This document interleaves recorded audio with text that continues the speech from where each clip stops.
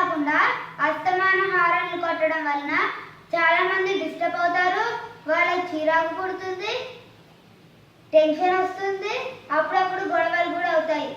ఇన్ని సమస్యలు మనకు అవసరమా?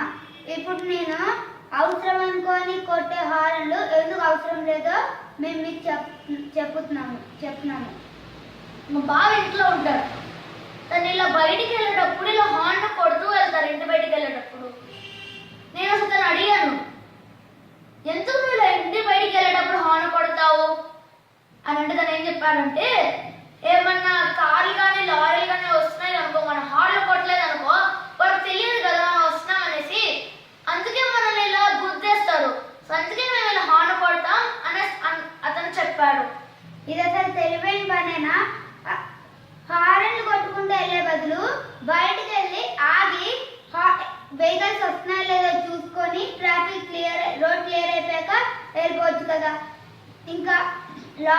ఇంకా లారీ వాళ్ళకి ముందు వారు హారన్ కొడుతున్నారు, వెనకాల వాళ్ళు హారన్ కొడుతున్నారు, అటుపక్క వాళ్ళు హారన్ కొడుతున్నాడు, లోపల నుంచి వచ్చే వాళ్ళు హారన్ కొడుతున్నాడు, ఎలా తెలిసిద్ది? సో నెక్స్ట్ మీరు ఎక్కడైనా బయటికి వెళ్ళేటప్పుడు ఒకసారి మీ ఇంటి బయటకు వచ్చి ఆగండి.